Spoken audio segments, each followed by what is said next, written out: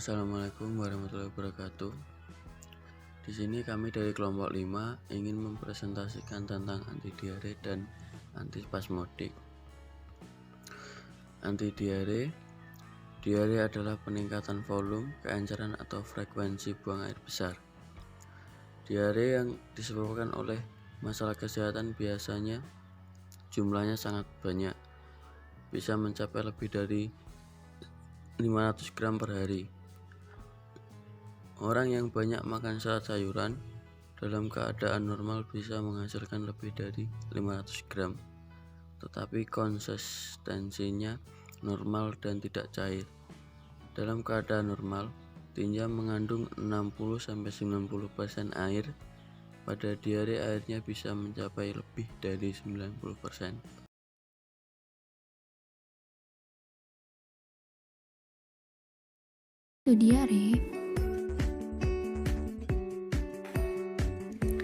Diare adalah suatu keadaan pengeluaran tinja yang tidak normal, yang ditandai dengan adanya perubahan bentuk dari tinja, perubahan konsistensi tinja yang melembek hingga mencair, serta bertambahnya frekuensi buang air besar 3 kali atau lebih dalam sehari. Prevalensi diare di Indonesia cukup tinggi, yaitu mencapai 6,8 juta penderita. Apa yang menyebabkan diare? Diare dapat disebabkan oleh banyak faktor, diantaranya yaitu infeksi bakteri, virus, dan parasit, keracunan makanan, radang usus buntu dan kerusakan usus, masalah psikologis seperti stres dan kecemasan. Diare biasanya ditandai dengan adanya feses yang lembek, darah pada feses, mual dan muntah, demam, kehilangan nafsu makan, haus terus-menerus, serta dehidrasi. Lalu, bagaimana cara mencegah diare? Diare dapat dicegah dengan cara rajin mencuci tangan dengan sabun, menjaga kebersihan rumah dan lingkungan, menggunakan bahan makanan segar, mengkonsumsi makanan atau minuman yang matang dan bersih, menghindari mengkonsumsi makanan pedas, serta menjaga kehigienisan makanan dengan menjaga makanan dari hinggapan lalat atau serangga lain. Lalu, bagaimana jika kita sudah terkena diare? Menjaga asupan cairan dengan cara minumlah Oralit, larutan garam atau air kelapa. Oralit dapat dibuat dari 1 liter air ditambah setengah sendok teh garam dan 6 sendok teh gula. Jika diare disertai muntah, maka minumlah sedikit tetapi sering. Perbanyak konsumsi prebiotik dan makanan pemadat feses seperti yogurt, pisang, tempe, ubi, dan oat, serta hindari makanan yang pedas dan asam. Minum obat diare sesuai dosis dan aturan pakai. Segera bawa ke dokter atau rumah sakit terdekat. Tunggu apa lagi? Ayo kita cegah diare untuk Indonesia yang lebih sehat.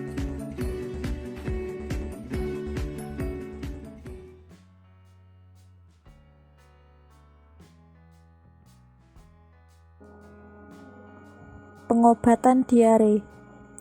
Diare merupakan suatu gejala. Pengobatannya tergantung pada penyebabnya.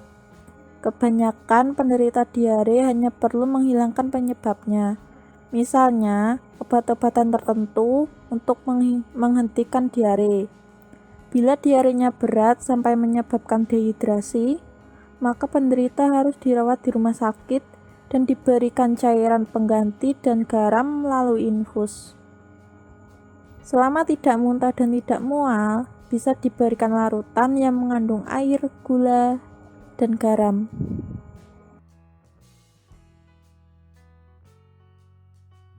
Obat untuk diare. Yang pertama ada loperamid HCl. Loperamid merupakan golongan opioid yang bekerja dengan cara memperlambat motilitas saluran cerna dengan mempengaruhi otot sirkuler dan longitudinal usus. Yang kedua, ada nifurocacid. Obat diare ini diindikasikan untuk diare akut, diare yang disebabkan oleh E. coli dan Staphylococcus, kolopatis spesifik dan non-spesifik, baik digunakan untuk anak-anak maupun dewasa. Antispasmodik. Antispasmodik adalah obat yang digunakan untuk mengatasi kejang pada saluran cerna atau menghambat gerak peristaltik saluran cerna yang mungkin disebabkan diare, gastritis, tukak peptik, dan sebagainya.